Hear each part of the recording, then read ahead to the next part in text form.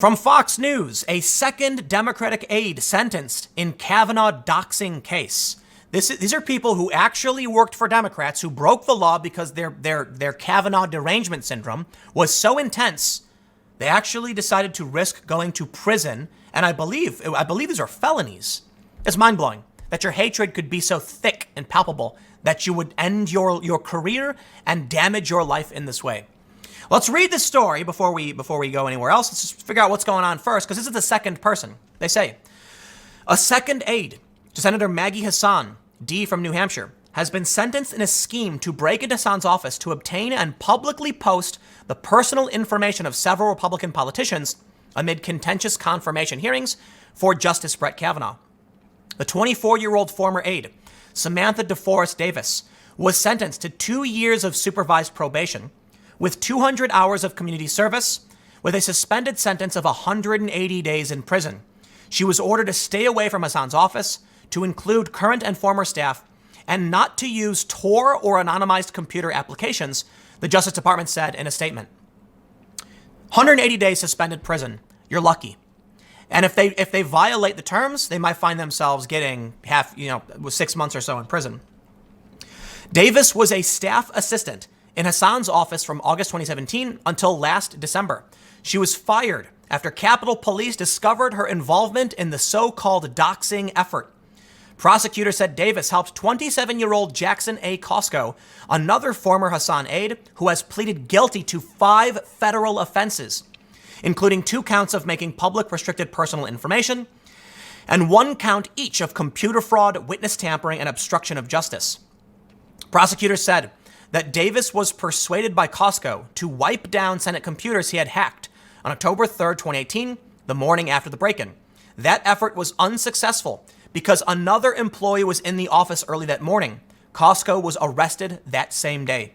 Costco admitted to using Davis's keys to get into Hassan's office the day before, and prosecutors said Davis understood that Costco needed the keys to unlawfully enter the senator's office to access Senate computers at the time, the DOJ said.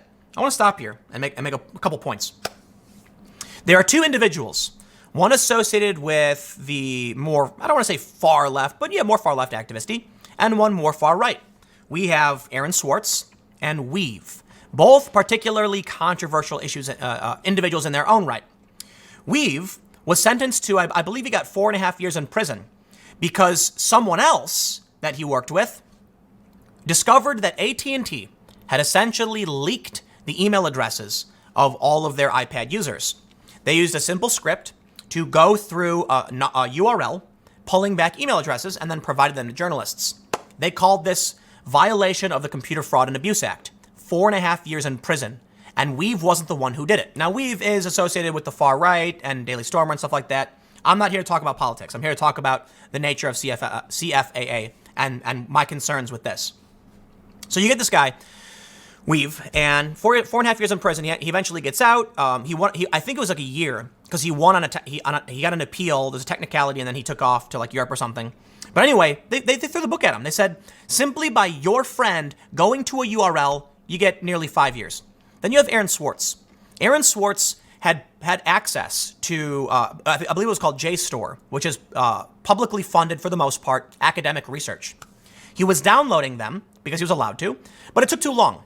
So he decided to hardwire into a server and download them all at once. Government said that was a violation of the Computer Fraud and Abuse Act. They said 35 years in prison, felony charge. The story is sad in that Swartz eventually, he took his own life.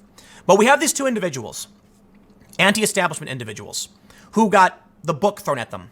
What about this? What is this? What is this? I don't know what Costco got, they say, but this individual who assisted did substantially more than Weave ever did.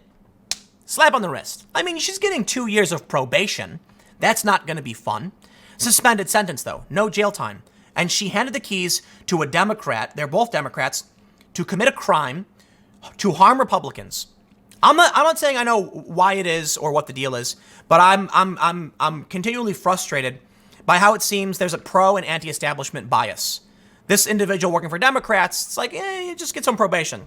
But these other anti-establishment individuals, throw the book at him. Let's read more.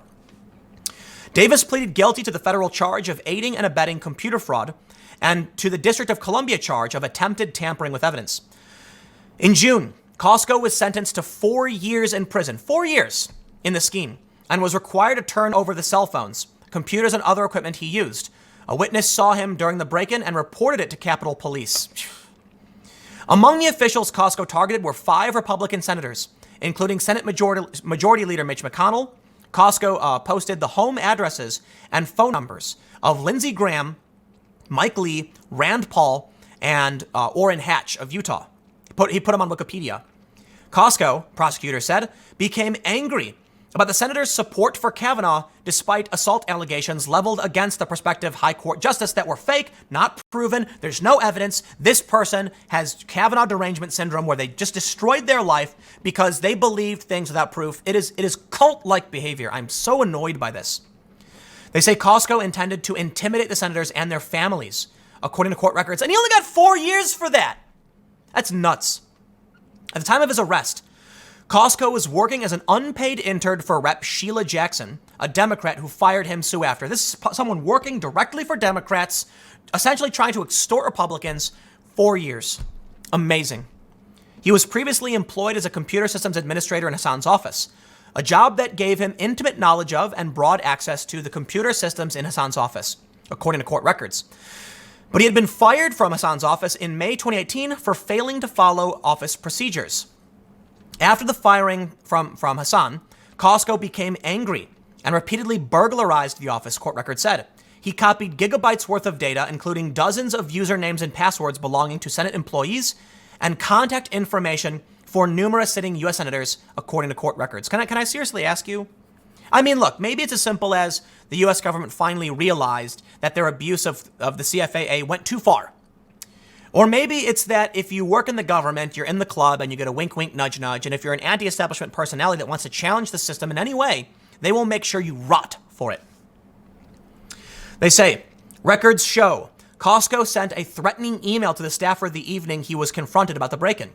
"I own everything," Costco wrote, adding, "If you tell anyone, I will leak it all." Wow. How did it not go into extortion? A threatening email to the staffer who confronted him? Wait, this is amazing. Costco previously held positions with prominent Democrats, including former Senator Barbara Boxer of California, and with the office of Senator Dianne Feinstein, Democrat from California, ranking member of the Senate Judiciary Committee. Left-wing activists separately targeted numerous other top Republicans amid the Kavanaugh fight. In the wake of his vote to confirm Kavanaugh, for example, Republican Senator Cory Gardner, Republican Colorado, why did they do it twice? Our Colorado, told Fox News last October that his wife had received a graphic text message with a video depicting a beheading and that someone had publicly posted the names and addresses of his family members. So that's the gist of it. The second individual who aided this crazy person who was trying to extort Republicans because they were going to vote for Kavanaugh. And he got 4 years. This individual is getting 2 years probation, to a year and a half suspended prison sentence. I have a question, and this is going to wrap everything up. The first video, wait, no. It's not the first video I made. Actually, no, let's go back to the first video I made today. The Covington kids, the media bias. We then move into the next video I did talking about Antifa and why it is that whenever it comes to these things, it's always the left initiating. With Covington, Nathan Phillips initiated against him. Salmon didn't do anything, right? He's mind his own business. Then the media pounced, smearing him. The story of the guy in the MAGA hat in Florida. It was a conservative minding his own business, and this deranged dude walked up to him at the bar, spat on him, hit his head. Got arrested for it. With Antifa showing up to Trump supporter rallies, why is it always the left initiating? I asked this question in the video I did about Antifa, but now we're looking at these two aides who conspired and schemed in this way. What's the worst thing the Republicans have been accused of? Grifting? Like Charlie Kirk, they're like, the dude is just grifting, he's trying to make money, and he's got no principles. Like, is that the worst thing? Like, Trump's accused of questionable things that's not necessarily proven, whether it was appropriate or inappropriate, whether it's actually impeachable, that's a debate. But this is literally them breaking the rules. This is literally them committing high crimes and felonies. I was going to say misdemeanors, but felonies. A guy walking up to another guy in a MAGA hat, hitting him. An Antifa guy getting arrested for a hate crime. Or I don't want to say an Antifa guy, but a guy that Antifa was with and was supporting these protests. It all seems to flow in one direction. You have a group of individuals who break the law, who are intolerant, and they're zealous. Like, this is insane cult-like behavior where they're willing to sacrifice everything. And I wonder why it is. I think it may actually be inverted. Not that, I'll put it this way. People who are prone to extreme actions and violence might be attracted to what the left offers because they're prone to this, right? It may not be that people on the left are radicalized into this, but those who are radical are more likely to join the left. They don't like doing interviews. They don't like, and I want to make sure I clarify, it's not everybody on the left. But seriously, I understand that there's some fringe far-right extremists. They exist. I get it. And if we're going to play that game, I can point to this guy and say, okay, this is an extreme act. It's extremely rare. That's fine. But when you look at all the low-level attacks, all the smears, all the initiation is typically from the left. I don't know. I'll leave it there. That's a question I had. I'll see you guys tomorrow at 10 a.m. in the next segment. Podcast at 6:30. Thanks for hanging out.